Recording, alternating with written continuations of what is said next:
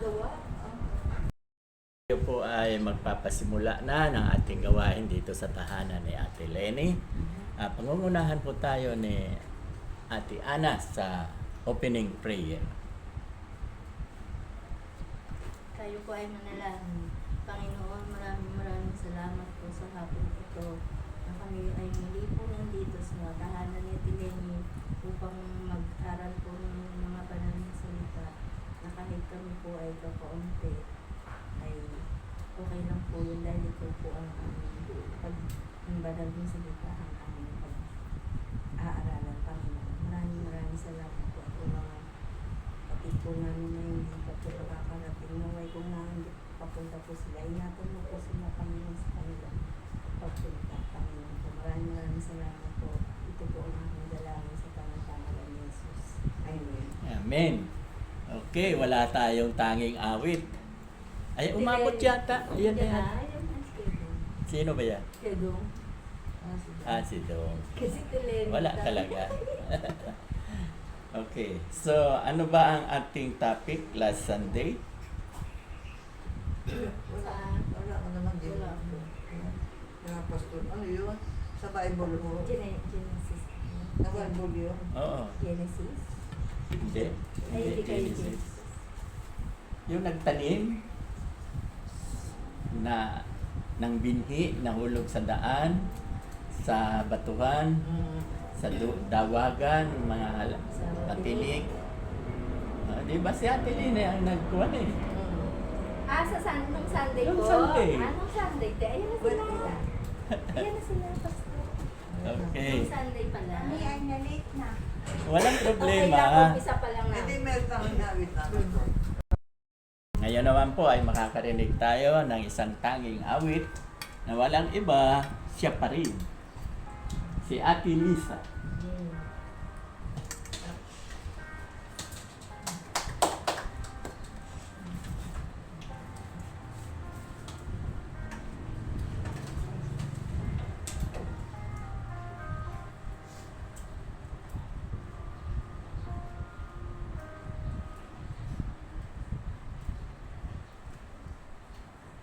Kumain ka na sa cider sa iyo.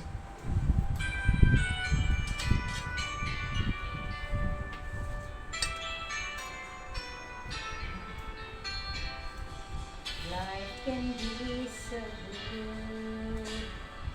Life can be so hard. Never knowing what each day will bring to where you are. Sometimes I forget, and sometimes I can see that whatever comes my way, you'll be with me. My life is in your hands, my heart is in your keeping. I never without hope, not when my future is with you. My life is in your hands, and though I need not see clearly, I will lift my voice and sing that your love does amazing things. Lord, I know my life is in your hands.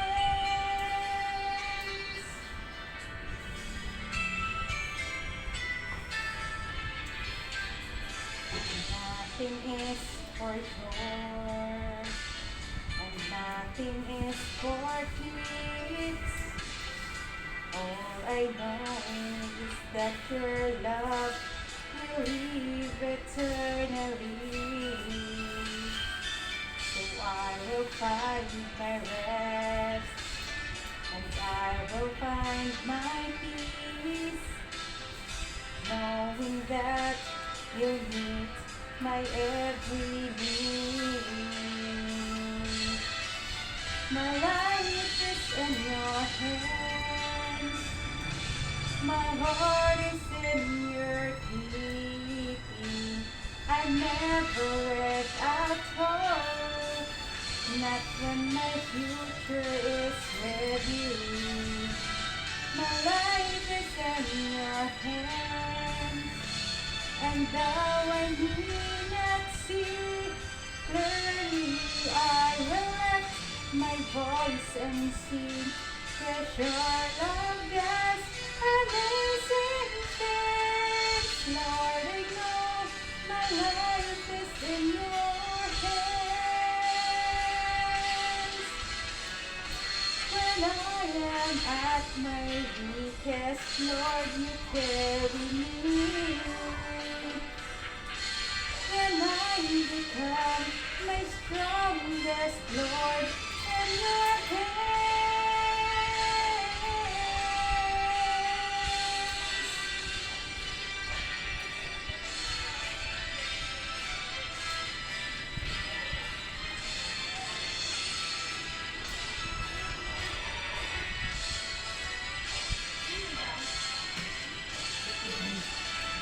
My life is in your hands, and though I may not see clearly, I will lift my voice and sing. Treasure the best amazing things. Lord, I know my life is in your hands. I trust you, Lord. My life is in your hands.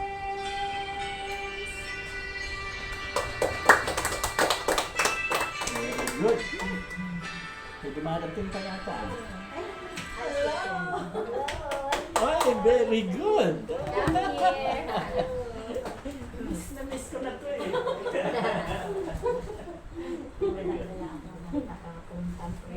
Ay, ate ko maganda.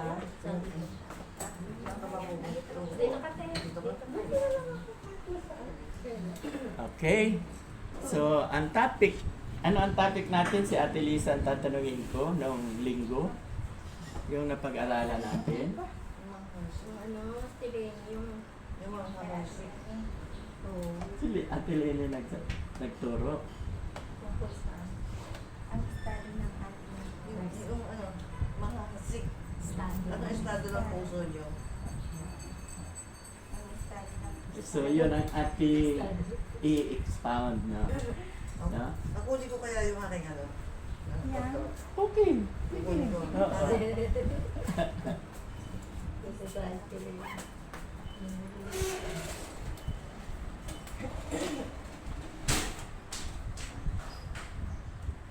Hindi mo tumigil ang bago. May bago na naman. Bago.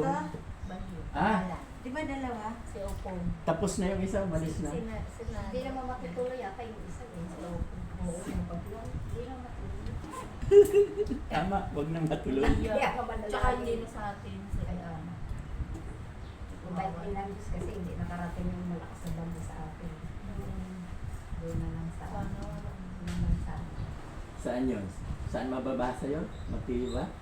Mateo. Pakibasa, babasahin natin para lalo natin maunawaan. Nandun sa kanya, di ba? Ito maganda. Ang papel niya. Ano po yung nakalagay? Mateo ano? Mateo 13. Matthew 13. 13, 18 to 23. O sige, basahin natin para lalo nating maunawaan. May basa. Oo. Ako? Sa ate Lene. Sabagay, nandito yan. Sige, tayo. Oo, pakibasa. Malinaw. Ang estado, ibig sabihin, ang pamagat ng ating pag-aaralan ngayon ay tungkol sa estado ng ating puso. Yun. Matthew, Puso ah. Puso. Matthew 13, 18 to 23. Mm. Pakinggan ninyo ang kahulugan ng talinghaga tungkol sa mga hasik. 19.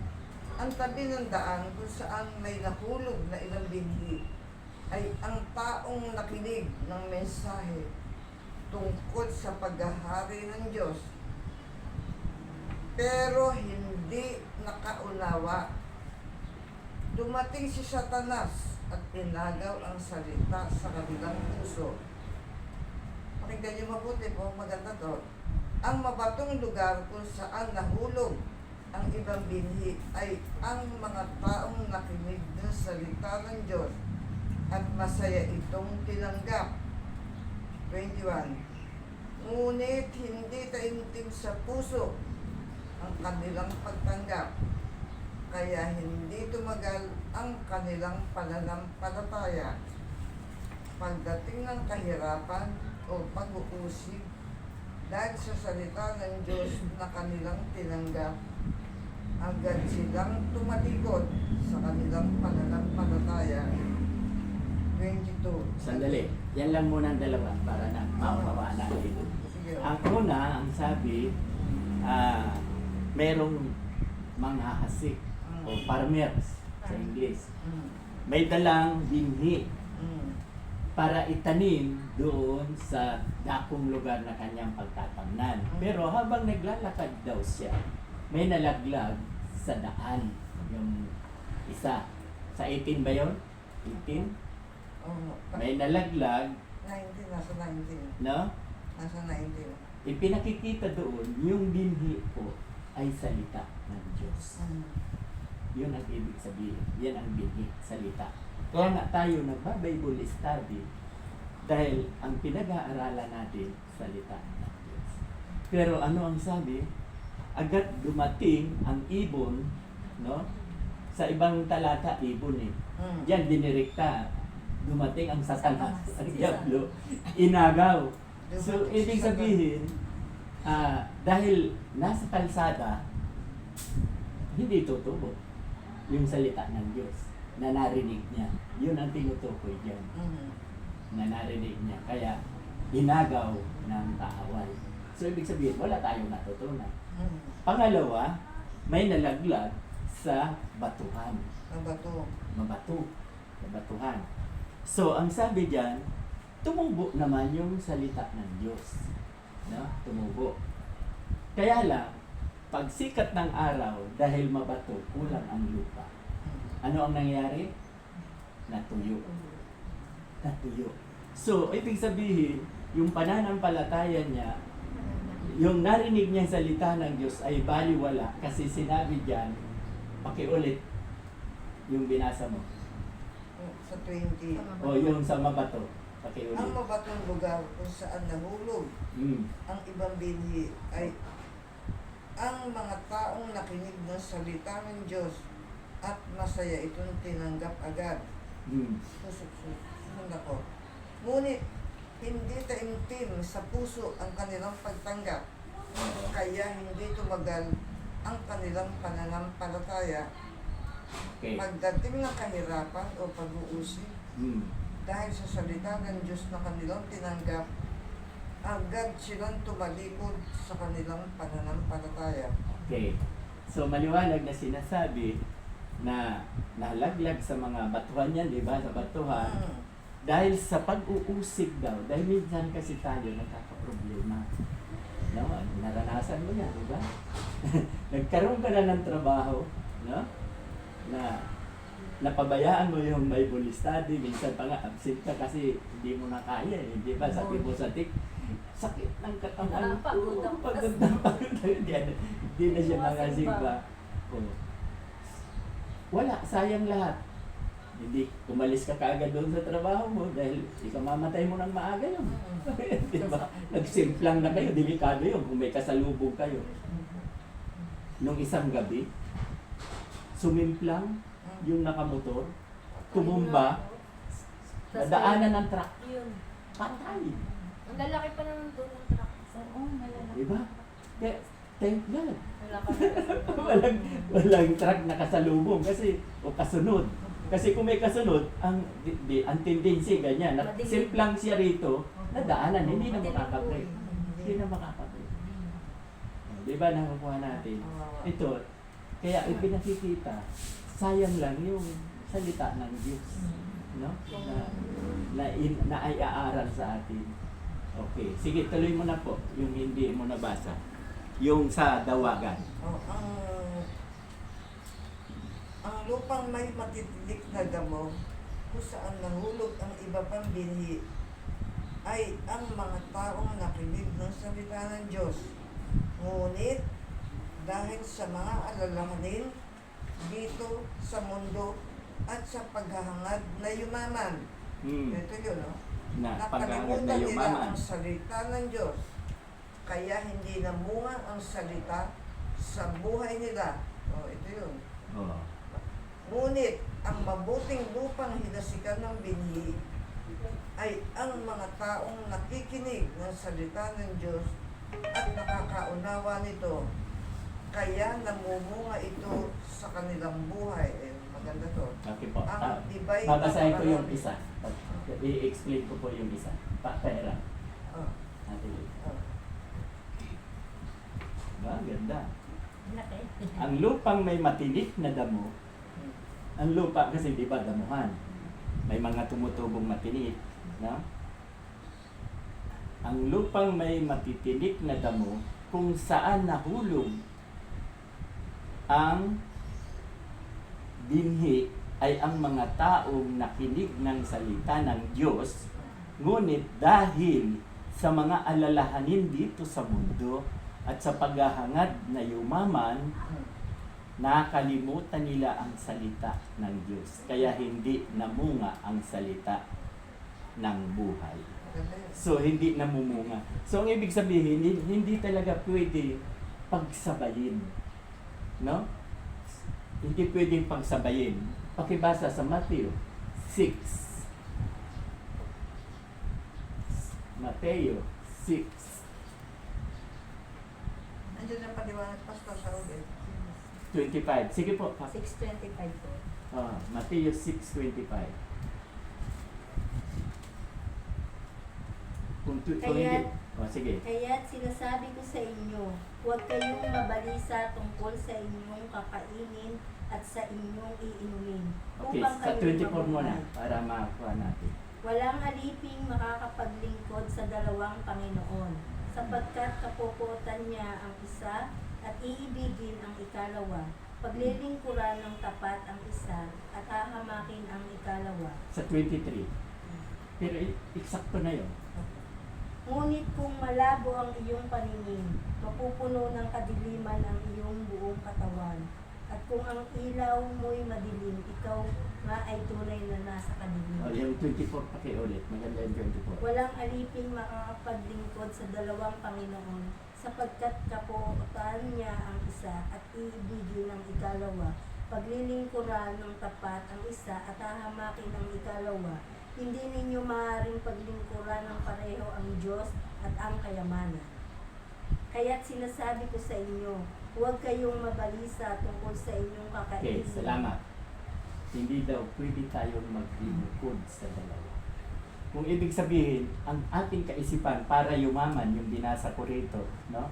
Ang lupang may matinik na damo kung saan nahulog ang iba, pagbinhi ay ang mga taong nakinig ng salita ng Diyos. Ngunit dahil sa mga alalahanin dito sa mundo at paghahangad na yumaman, ang sabi diyan, hindi pwede pagsabayin.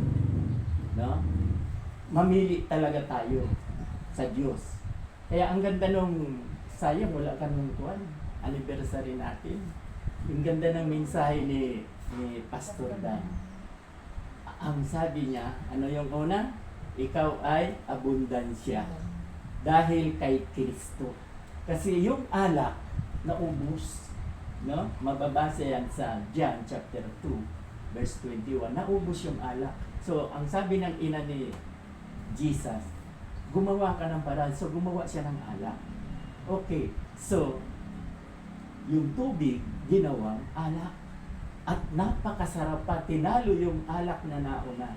So, ang ibig sabihin ni Pastor Dan, kapag may Jesus tayo, abundansya tayo. Walang imposible. Ikalain mo, kung bibili ka ng alak, malaking pera yun. Dahil nandyan si Jesus, nasa puso niya si Jesus, kaya itong tinuturo niya naman, ito yung linggo na tinalakay namin, ang puso ang tinitingnan ng Diyos. Kaya tayo, hindi tayo magtatagumpay kung wala tayong Kristo. Kaya nga, abundansya pag may Kristo. No? At pangalawa, ano ang sabi ni Dan? Victorious tayo kapag may Kristo. Priority talaga si Kristo. Pero hindi pwedeng hindi magtrabaho. Tama na nagtatrabaho. Kaya lang, piliin nyo na yung hindi kayo mahihirapan kasi marami naman trabaho. Kami na sa totoo lang, nakapagtrabaho kami noon. Ang asawa ko may trabaho, Makati Gerian. Ako naman Makati Boy. Kasi, totoo, from waiter to manager sa Makati. Napro-promote ako ng napro-promote. Kasi, sipag. At hindi lang yan. Nung ma-promote ako, nakakilala na ako sa Panginoon. Nung hindi pa, waiter lang talaga ako. 1989 ako nakakilala dito. 1990, naging manager ako. Yan kaya binigay. Kaya, ang unahin natin, si Kristo. Unahin natin si Kristo. Kaya tulad nitong mensahe niya, ito ang aming pinagbubulay-bulayan. Kasi, napakaganda nito. Si Ate Lini, tama yung mga binasa niya. Kaya lang binasa niya lang, kulang sa explanation. Nakukuha niyo ba? Tulad ngayon, May explanation dyan, ano? oo. Ibig sabihin, itong, kita mo, hindi ako nagbabasa, nag-i-explain ako. Yun ang kulang. yun ang kulang, yung application. Nakukuha, kita mo, binasa ko ang Mateo. Tama. Ano ang sabi sa Mateo 6:23? Di ba? Ano ang sabi? Hindi pwedeng sa pagsabayin ang kayamanan at ang Diyos. Hindi pwedeng sabay. Unahin mo ang Diyos, ang kasunod, blessing. Nakukuha mo, priority. Priority, di ba? Yan, yun ang kulang sa explanation. Pero okay to, maganda to. Kaya lang, iba talaga naman yung pinalalawak. Itong ini-expand ko na itong kwan. Ang ganda nito ng binasa mo. So, ang mga lupang may matitinik na damo kung saan nahulog ang iba, pangbinhi ay mga taong nakinig ng salita ng Diyos, ngunit dahil sa mga alalahanin dito sa mundo, sa paghahangad ng yumaman, di ba? Walang bukang bibig ngayon ang flood control. Wow, jackpot na jackpot. Sila na naman. Napakadali lang ng bilyon. 20 malita. Opo. Kasasabi lang kahapon, 20 malita. 1 billion. Ibinigay lang kay Saldico. Isang tao lang. Ito nyo, grabe. Alam nyo, sa totoo lang. Sa totoo lang.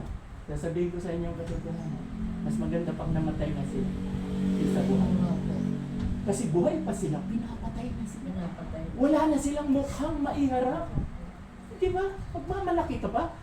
Bilyonaryo ako, ang gaganda na wala. Ganun ka na sa tao. Nangukuha. Balisan-balisa sa kayamanan. Magpayaman. Diba ito? Ang ganda. Sabi, ang lupang may matinik na damo kung saan nahulog ang iba pang binhi ay ang mga taong nakinig ng salita ng Diyos, ngunit dahil sa mga alalahanin dito sa mundo at sa paghahangad na yumaman. Paghahangad nilang yumaman. Diba? Mama na nga. Kawawa. Kawawa. Si Mrs. na awa. Kaya, ay, huwag din tayo Hindi na makinig. pala kasali si Romartes dyan. Si? Si Romartes. Hindi pa. Pero lalabas at lalabas yan kung kasalin. Oo. Si Bong Revilla. Pero si Sandy ko, si Revilla, Si Estrada. si Jinggoy. Jinggoy Estrada, si Bong Revilla ang nabanggit kahapon. Si Anjo. Kasama rin ba si Anjo? Talagang si Bumbubi. Sa Kajabilia ni iba. Nakakahiya. Kung Sila totoo yung to. nag-ano sa estado, sa Senado. Totoo talaga yan kasi may ebidensya naman. May Oo, yung kay text Joel, na, may ano. ebidensya. Kaya paano niya ipagtatanggol? Gumagamit pa naman siya ng Bible verses bago magsalita. Si Escudero. O si Chis, tumanggap din, umami na eh. Cheese? Umamin. Kaya lang, hindi niya alam na galing sa masama. Itong kibilya ni Iba, ganun din. Hindi niya alam na galing sa nakaw. Hindi niya. Ang humihingi lang ng tulong si Villanueva na mapagtayuan sila ng covered court na nagkakahalaga ng gano'n. Inabutan. Inamin kahapon nung nagbigay pero hindi niya alam. Si Alcantara mismo ang nagsabi, hindi alam ni Villanueva na galing sa nakaw. Hindi rin siya nakasali na. Kaya ipagtatanggol niyan sa dahil, no, hindi pa alam. So, Ito, napakaganda. Pag inuna mo ang pera, mahirapan. Priority, si God. Pag inuna mo, abundansya ang kasunod. Kaya ang ganda ng mensahe ni Dan sa ikaw, magkasunod po yan. Yung kay Dan anniversary, ng linggo siya, ito na nga. Dahil dinidiscuss ko na nga. Okay. So, ngunit, ang mabuting lupang hinasikan ng bini ay ang mga taong nakikinig sa salita ng Diyos at nakakaunawa nito, kaya namumunga ito sa kanilang buhay. Ang iba'y napakarami at may kaunti. Ano ang ibig sabihin nitong matabang lupa? Sa katawan natin. Puso. Yes, ang puso natin. Tulad ngayon, nag-aaral tayo ng salita ng Diyos. Pag narinig natin, huwag nating palabasin dito. Ngayon, kung hindi nyo gusto, palabasin dito. Nakukuha ba? Pag narinig ng kanan, hindi nyo gusto, palabasin. Pag narinig ng kanan at kaliwa at nagustuhan mo, dalhin mo sa puso. Kasi pag dito lang, sa utak, mawawala na ang salita ng Diyos. Ganito, parang kuwan lang yan, yung nahulog sa daan, nahulog sa batuhan, nahulog sa damuhan. Nawawala. Pero pag dinala mo sa puso, di ba yan ang example ko sa inyo? Ang Revelation 3:20. Yan ang kauna-unahang natutunan ko. 35 years na ako. Memoryado ko. At maraming nadagdag. No? Maraming nadagdag. Kaya, bakit ko memoryado? Hindi dito. Nilagay ko sa puso. Nasa matabang lupa. Okay, pakibasa. Unang Korinto, chapter 3. 3-7. Unang Korinto, chapter 3,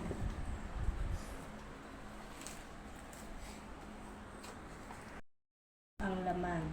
Ang inyong pag-iinggitan at pag-aaway-away ay palatandaan na makasanlibutan pa kayo at namumuhay ayon sa laman.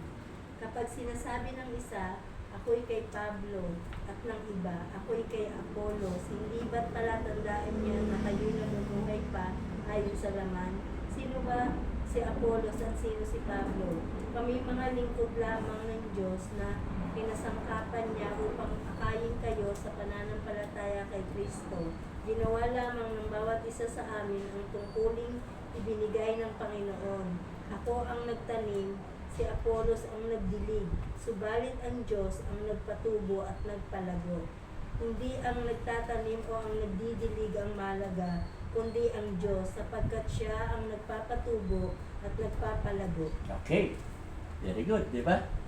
Naunawaan mo ba yung binasa mo, Ate Ana? Kasimple, di ba? Sino yung Apollos at Pablo? Sa ngayon.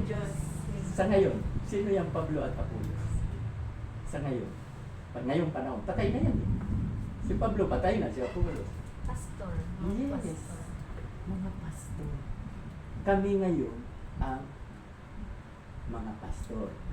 Halimbawa, dyan sa atin, sasabihin itong dalawa, mas gusto ko si Pastor Dan. Sasabihin yung tatlo, mas gusto ko si Pastor San Miguel. Parang ganun. Pag ganun daw kayo, may, ang tawag ko doon, Pastor Center. Taga-sanlibutan daw kayo. Di ba? Binasa. Hindi pa kayo Christian. Ito, i-explain ko sa inyo. Ako ang nagtanim, si Pastor Dan ang nagdilig. Subalit, sino ang mahalaga? Higit na mahalaga. Ang Diyos na nagpapatubo at nagpapalago. Ito na ngayon ang explanation niya. Diyan sa church, kaya dalawa kaming pastor. Wala kayong kikilingan. Huwag niyong titingnan na magaling siya, magaling mag-English yun eh. Di ba? Si Pastor Dan, ako mahinang mag-English. Pero, pareho kami manggagawa. Sa mata ng Diyos, walang mas magaling sa amin. Sa mata ng Diyos, pantay kaming dalawa. Lahat ng pastor, pati si Peter Tanche, si Ed Lapis, si Eddie Villanueva, mga sikat yan eh. Sa mata ng Diyos, kapantay lang sa amin. Walang magaling na pastor. Only Jesus Okay. So, kami ang nagtatanim. Di ba ang sabi, si Pablo ang nagtanim, si Apollos ang nagdilig. Nakukuha ba ninyo? O, ito na yung pagtatanim. Kaya, kami dyan, trabaho lang namin ang magtanim. Nakukuha ko ba ninyo? O, ngayon, pag hindi kayo natututo, sino may problema?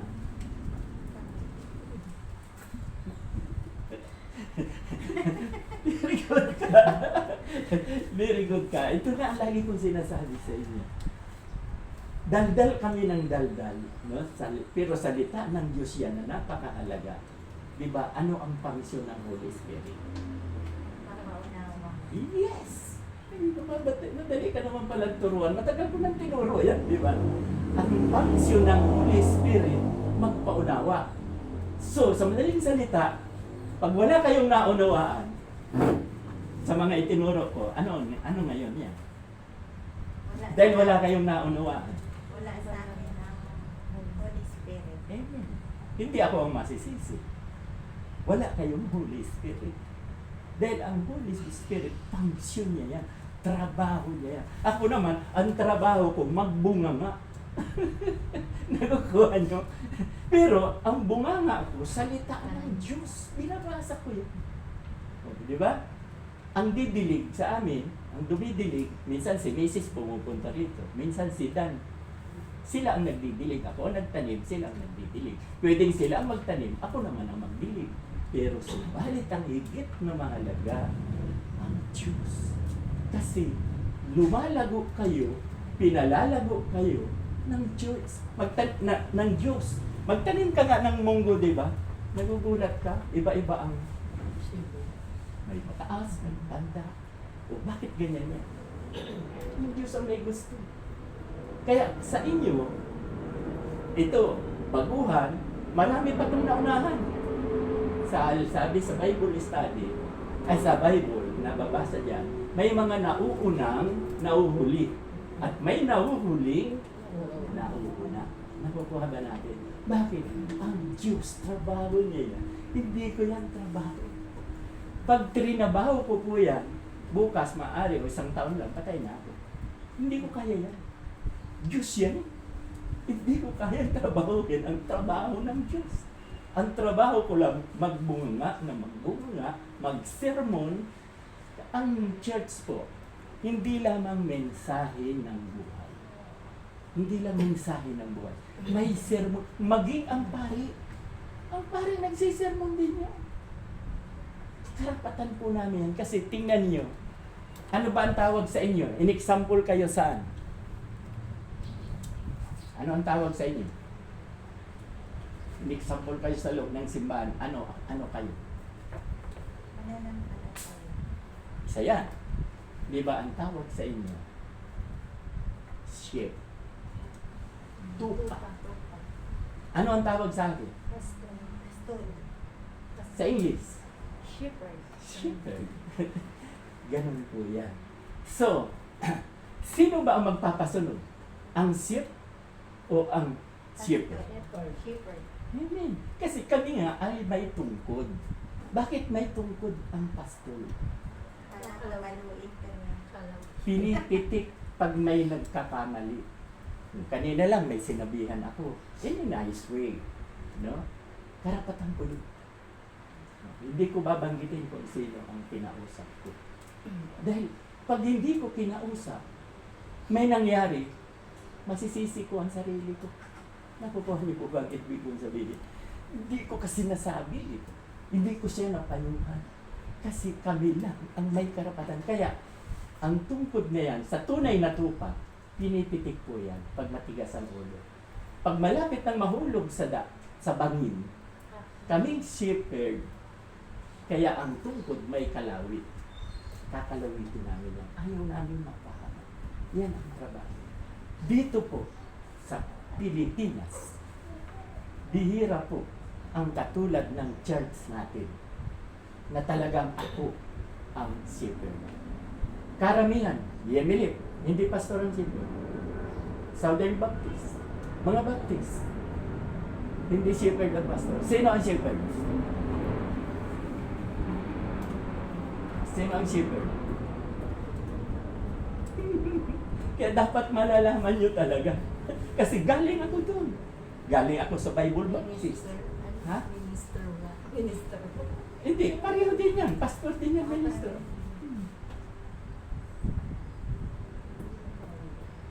Alam niyo ba kung sino ang shepherd?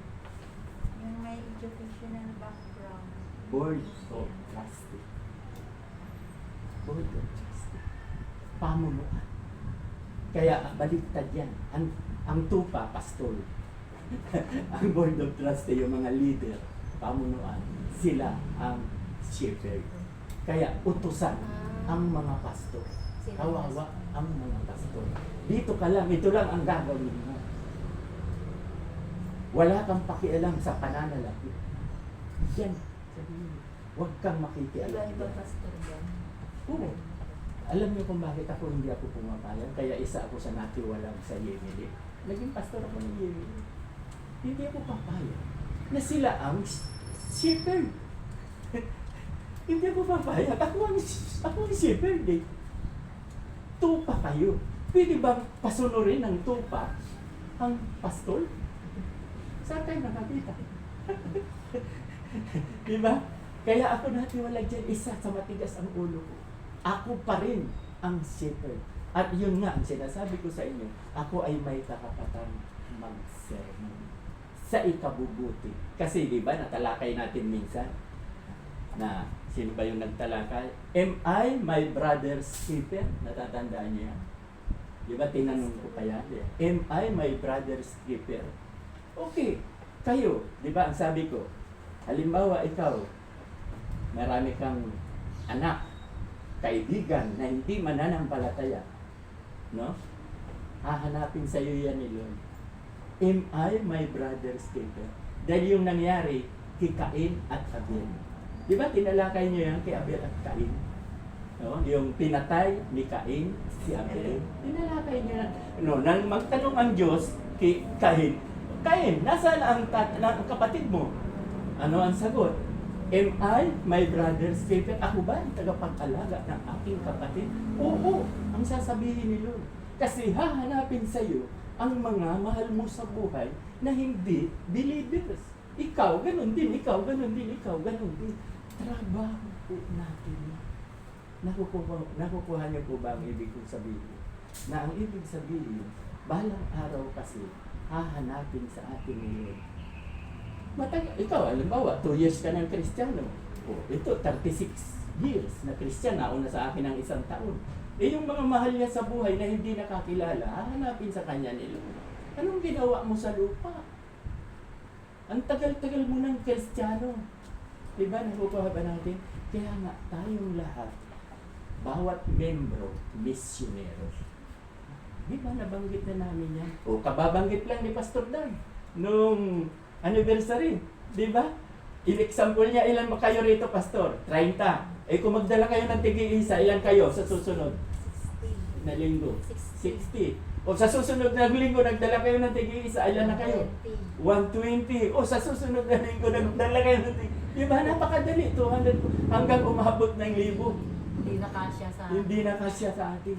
So, ipinakikita lang doon, am I my brothers? Look here. Hahanapin sa atin yan, Lord.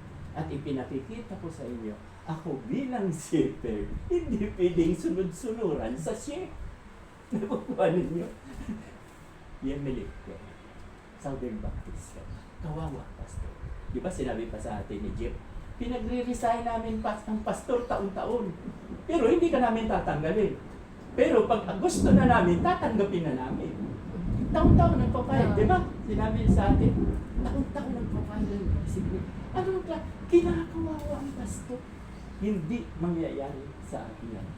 Alam ko ang katotohanan. No?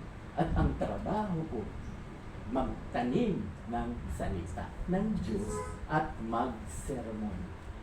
Nakukuha po ba natin? Dahil kung kayo dyan ay aking hindi sisermonan, mamahalin, naalaga, parang baby na inaalagaan, walang mangyayari sa iglesia. Walang mangyayari. Dahil ako nga ang pinakatatay ninyo. Nakukuha ba natin? Sino ba ang ama sa loob ng iglesia? Walang iba. Ako. Sino ang ina? Walang iba. Si Pastor Dan. Pastor Dan. Assistant ko siya. Anytime na may mangyari sa akin, kaya ko siya kinuha, mamatay man ako, ay kapalit. Hindi tayo mawawasak. Igagalang niyo si Pastor Dan. At ang sabi ko naman kay Pastor Dan, kung busy ka Pastor Dan, kumuha ka ng ibang pastor, gawin mong assistant, siya ang patayuin mo dyan. Ikaw ang head. Nakupabalan. Kasi ang head, pwedeng papitik-pitik na lang yan. Titingnan-tingnan na lang yan. Kung ito lang si Pastor Dan malaya, ganun ang gagawin ko. Halos siya. Sisildohan ko siya ng malaki. Kaya lang, hindi malaya. Daming babae. Tapos may tanggap pa po siya. Kamahal. Diba? O, ito mo? So, kaya hindi ko maibuhos sa kanya. Pero kung ano, malay natin, kung maging malaya siya. Ganon. Okay, so ang ganda nito, ang tinutukoy dito, matabang lupa ay ang puso natin. No? Ate Lene? Siba, sa yung unang Korinto, wala kang nabanggit. Yun na yung sinasabi ko, na nai-expound. Yung Mateo na hindi ka makapagsisilbi sa dalawang Panginoon, kaya isa lang talaga ang piliin. Di ba? Ano ba ang sa Hagay, chapter 2, verse 8? Ano ba ang sinasabi doon? Sige nga, pakibasa nga. Hagay, chapter 2, verse 8. Okay, pakibasa. Sapagkat ang lahat ng pilak at ginto sa buong daigdig ay akin. Dahil dito, ang bagong templo ay magiging... 8 lang ha? Ay, yun lang po. O, ano ang sinabi? Sapagkat Napakaliwanag. ang lahat ng pilak at ginto ay akin. Silver is in gold. Kanya. So, kung si Jesus ang inuuna natin, anong problema? Di ba? Basahin ang 1:12. Di wag nang basahin, di ba? John 1:12. Subalit ang lahat ng tumanggap at nananalig sa Kanya ay binibigyan niya ng karapatang maging anak ng Diyos. So, ang tayo ngayon ay anak ng Diyos at ang Panginoon natin ang nagmamayari ng gold and silver. Anong problema? Unahin lang natin siya. Priority. Di ba? Mga senior na tayo, karamihan, wag lang ikaw, saka ikaw, hindi ka pa senior. Di ba? Di ba priority tayo pag nagbayad?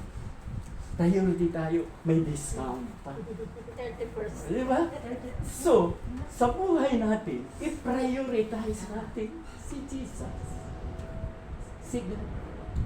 Kasunod, ang blessing. Kasunod ang blessing na natanggap ni Ate Lini at natanggap ko. Kami ang patutuong buhay. 36 years. 35 years. Nakukuha niyo ba? Tagal lang talaga. 10 taon bago mamunga. Wala pong nagtanim ngayon, bukas, aanin. Diba?